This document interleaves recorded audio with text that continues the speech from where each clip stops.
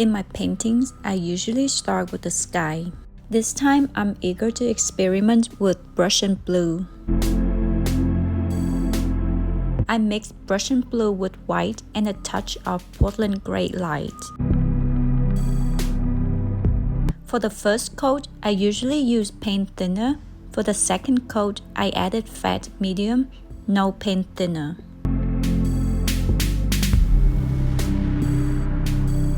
For the clouds, I use Payne's Gray, Portland Gray Light, and white. I use a filbert brush to apply straight paint to the canvas. To create a sense of distance for the faraway mountain range, I use ultramarine blue, Payne's Gray, white, and Portland Gray Light.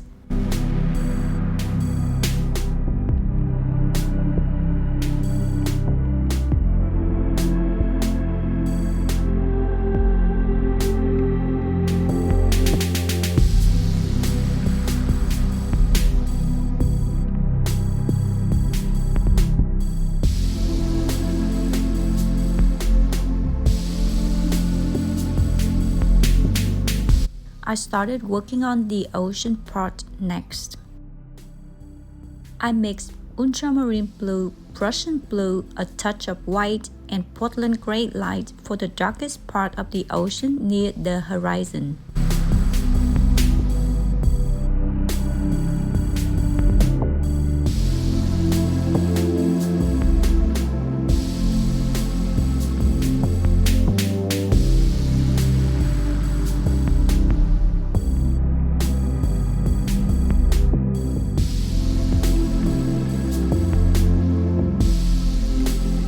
If you've had a chance to visit Jolla Cove in San Diego, you might have seen the seawall built to protect the beach from crashing waves.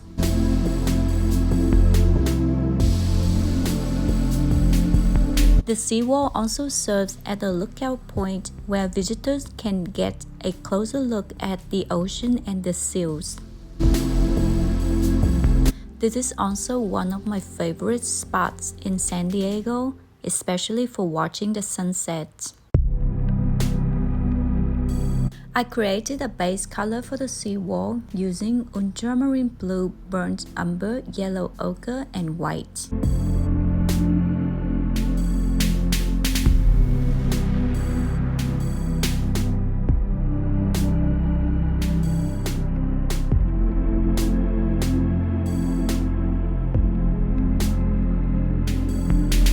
I created a cement color for the top of the seawall by adding more ultramarine blue to the base color.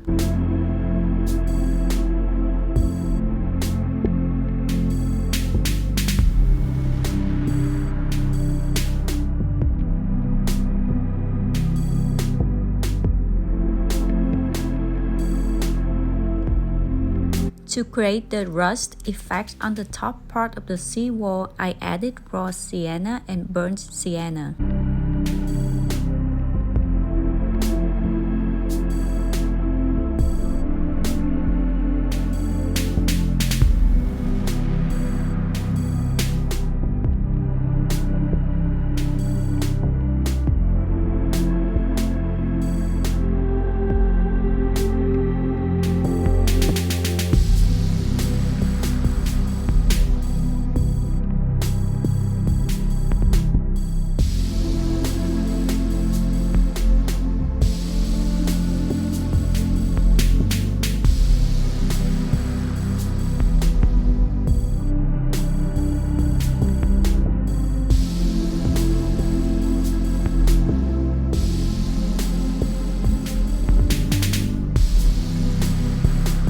For the lower half of the seawall, I added more white and a touch of cadmium lemon to the base color to lighten the mixture.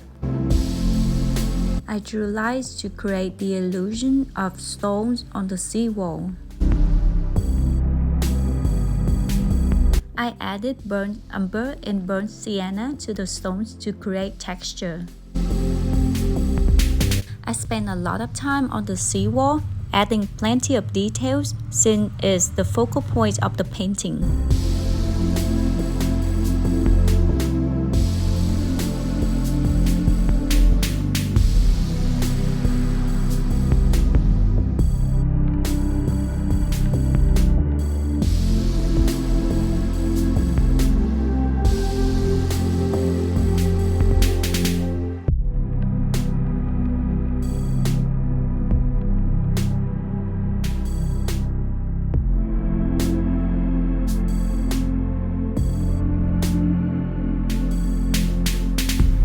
For the little rock next to the seawall, I used the same tones as the seawall, adding more green to create the illusion of algae on the rock.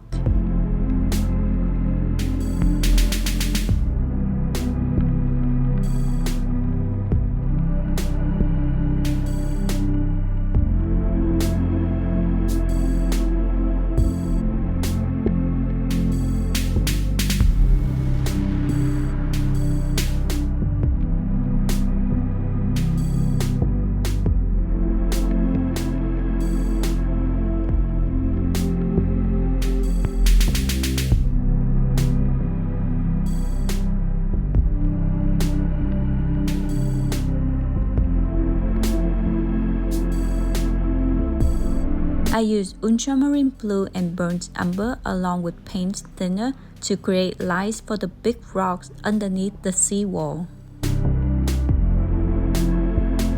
The rock was mostly covered in algae, so I used olive green and sap green to depict it.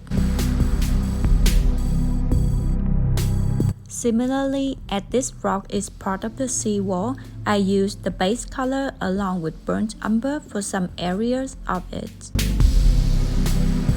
I was going to paint the rock next to the seawall, but then decided against it. After all, the seawall is my focal point, and I don't want my painting to feel too crowded with rocks. I added highlights to the upper part of the ocean to create depth and dimension.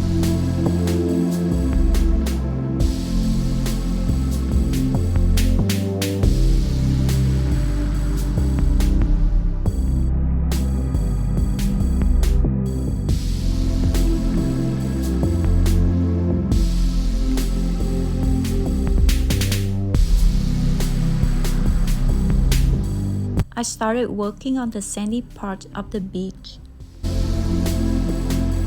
I created the base color for the sand using burnt umber, raw umber, yellow ochre, ultramarine blue, and white. For the dry sand, I added a lot more white to lighten the mixture.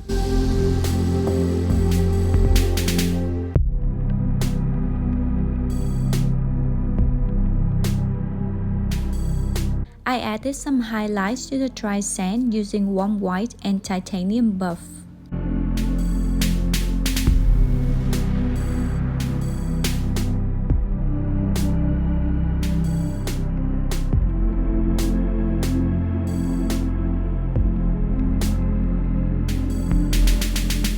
For the wet sand area, I used the base color which is darker in tone compared to the dry sand.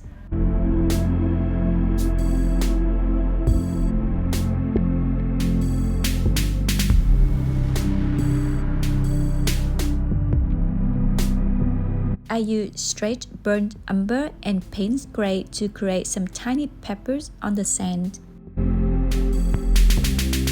For the wettest area of the sand, I added ultramarine blue to the base color to make it more gray.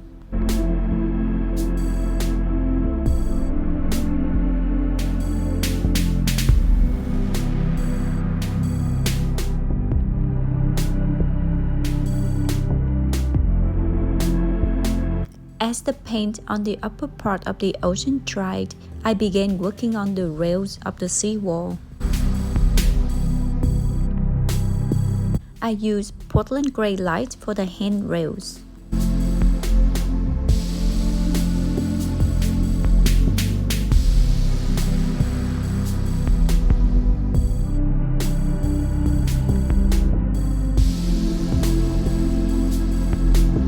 As some areas of the handrails have rust, I added rust red to create the illusion of rust.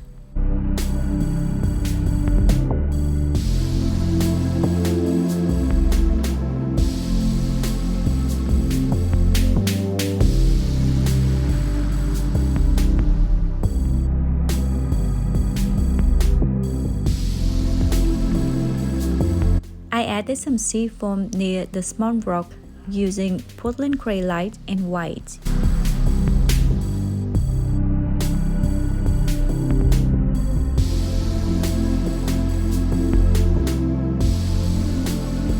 There was a cast shadow of the seawall on the ocean, which I created using ultramarine blue and burnt sienna.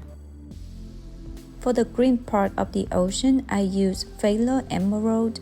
It's perfect for the water. Here, I added texture to the ocean to create depth and movement.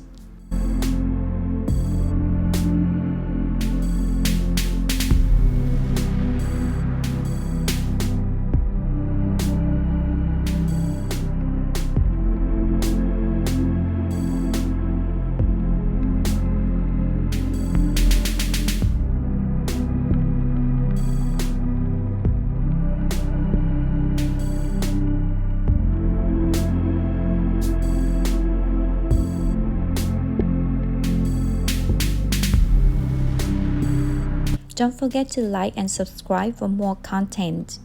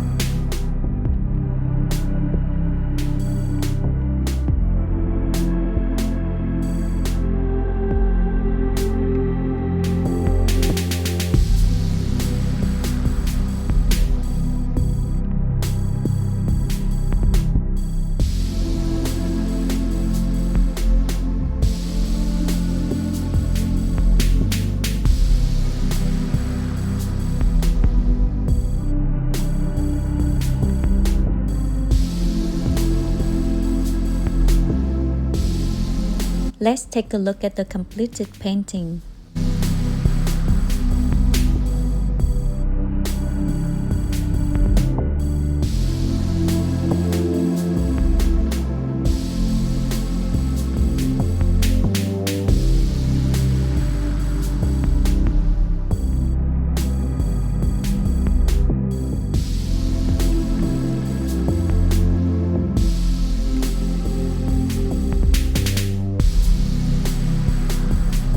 Thank you for watching.